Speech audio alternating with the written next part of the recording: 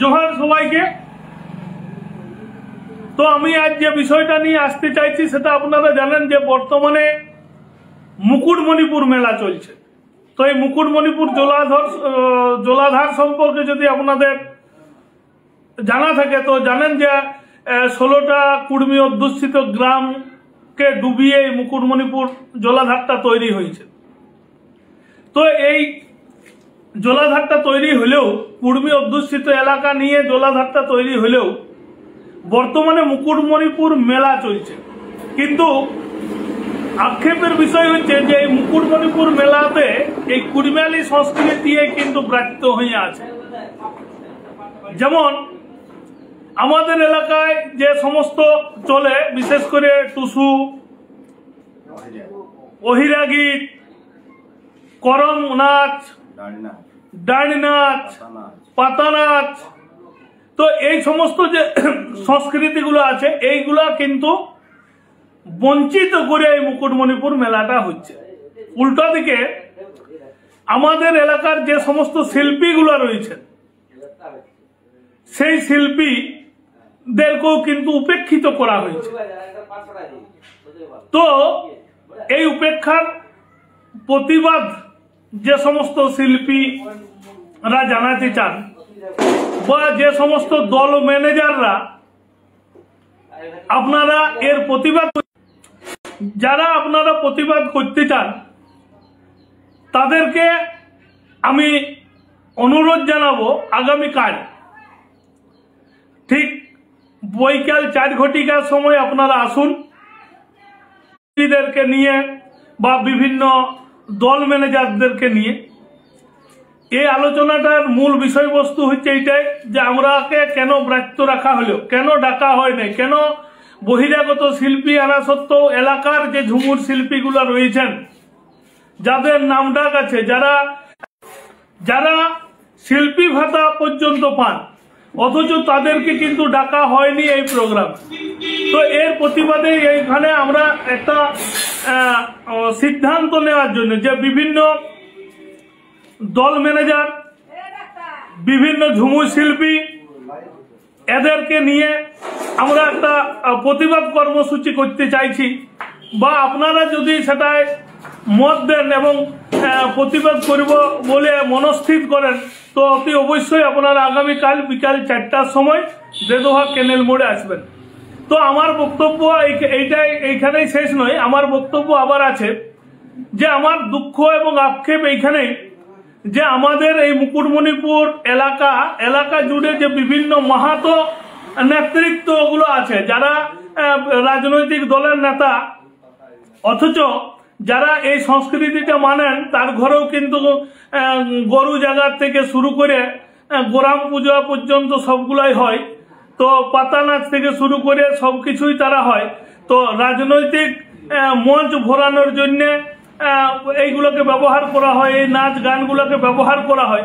কিন্তু যেখানে সরকারি স্বীকৃতি পাওয়ার গল্প আছে, যেখানে মেলা প্রাঙ্গণের মাধ্যমের মধ্য দিয়ে পরিচিতি লাভের পরে তাদের স্টেজ প্রোগ্রাম করা সম্ভব হবে, সেই সব ক্ষেত্রে কিন্তু আমাদের লোকালরা ডাক পায় নাই, সেখানে কলকাতার শিল্পীরা ডাক পাচ্ছে। তো আমি অনুরোধ জানাবো বিশেষ করে আমাদের রানীগঞ্জ ব্লক তৃণমূল কংগ্রেসের সভাপতি মাননীয় চিত্তরঞ্জন মাহাতো, ওপর দিকে আছেন আমাদের খাতড়া ব্লকের দীর্ঘদিনের নেতৃত্ব তৃণমূল কংগ্রেসের আনন্দমোহন মাহাতো মহাশয়। এছাড়াও আমরা দেখেছি যে রায়পুরে আমাদের মাস্টারমশাই রাষ্ট্রপতি পুরস্কার প্রাপ্ত শিক্ষক শ্রদ্ধেয় জগবন্ধু মাহাতো, কৃষক সভার বড় নেতা আছেন আমাদের গণেশ মাহাতো, এছাড়াও বিভিন্ন মাহাতো নেতৃত্ব আছে। তাহলে তাদের কি কোনো ভূমিকাই নেই এই মুকুটমণিপুর মেলাতে? তো এতগুলো কুর্মীকে উদ্বাস্তু করে, এতগুলো কুর্মীকে জলডুবি করে আজ তাদের যে কোনো গ্রামে আপনারা যান সেই পরিবারগুলো আজ জলডুবির তকমা পাচ্ছে। এই সব পাওয়া মানুষদেরকে সম্মান জানানোর ন্যূনতম প্রয়োজন বোধটুকুটাও মনে করেন নাই আমাদের বাঁকুড়া জেলা তথা খাতড়া সাব ডিভিশনের মাহাতো নেতৃত্ব সহ যে বিভিন্ন প্রশাসনিক কর্তারা আছেন যারা সংস্কৃতি বিষয়টা দেখাশোনা করেন তাদের কি উচিত মনে পড়ে না এই মুকুটমণিপুর ড্যামটা বিনোদনের উদ্দেশ্যে নয়, এই মুকুটমণিপুর ড্যামটা কৃষির উদ্দেশ্যে তৈরি হয়েছিল। তৎকালীন এই 16টা কুর্মী গ্রামকে জলের তলে ডুবিয়ে দিয়ে অত্যাচার করে তাদেরকে পুনর্বাসন ঠিকঠাক না দিয়ে তাদেরকে তাড়িয়ে দিয়ে এই মুকুটমণিপুর ড্যামটা হয়েছে। অথচ এই ড্যামের যে ন্যূনতম সম্মান তারা পাচ্ছেন না, এই এলাকার সংস্কৃতি সম্মান পাচ্ছেন না।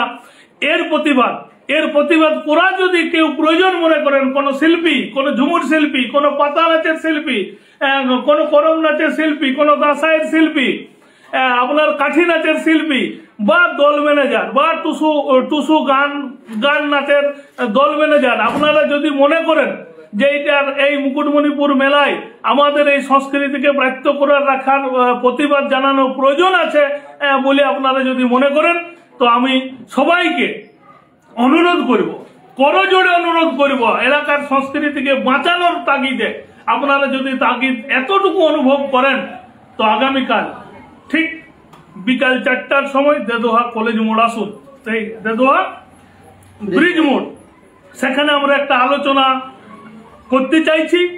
এই আলোচনার পরে কোথায় কিভাবে প্রতিবাদ আমাদের করা কর্তব্য, এই সাংস্কৃতিক শোষণ, এই শোষণের বিরুদ্ধে আমাদের এলাকার এই যে একটা সংস্কৃতি আছে, সেই সংস্কৃতিকে দমন করে মেরে ফেলে অপসংস্কৃতির যে অনুপ্রবেশ ঘটানো হচ্ছে, যারা এই ঝুমুর সম্পর্কে কিছু বুঝে নাই তাদের সেই শিল্পীদেরকে দিয়ে গান করানো হচ্ছে। অথচ আমাদের স্বনামধন্য যারা শিল্পী রয়েছেন তাদেরকে ব্রাত্য করে রাখা হচ্ছে।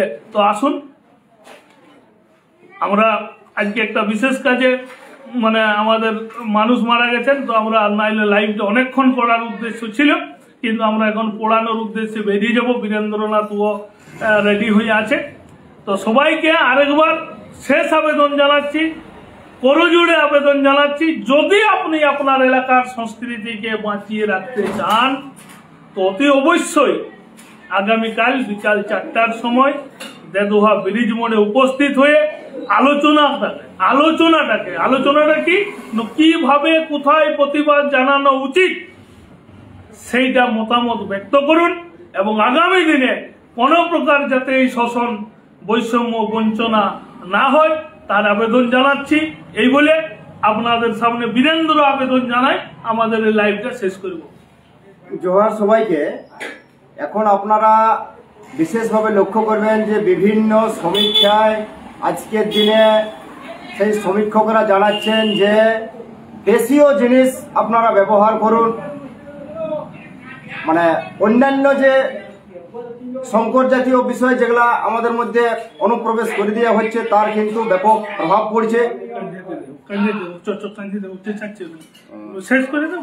আমি আজকে সত্যি খুবই ব্যস্ততার মধ্যে আছি, আমি বিষয়টাকে তুলে ধরার চেষ্টা করতে যাইও এই জায়গায় বিরত থাকছি, কারণ আমার কাকিমা আজকে সকালে অস্বাভাবিক অবস্থায় মারা গেছেন। উনি এখনো আমরা আমাদের ভূত পীড়াতেই করে রাখা আছে, তো খুব তাগিদ দিচ্ছে, তদবির দিচ্ছে। তাই আমি সবাইকে অনুরোধ করব, আসুন দেশীয় শিল্প কি করলে বাঁচে থাকবে সেই চিন্তা ভাবনা নিয়ে পাশ্চাত্য সংস্কৃতি দেশীয় সংস্কৃতিকে যাতে গ্রাস না করে, এই ধরনের আগ্রাসনের হাত থেকে যাতে দেশীয় সংস্কৃতি বাঁচে, তার জন্য সকলেই আগিয়ে আসুন। এই অনুরোধ রেখে সকলকে জোহার জানাই। এখানে আপাতত লাইভটা শেষ করছি। জোহার।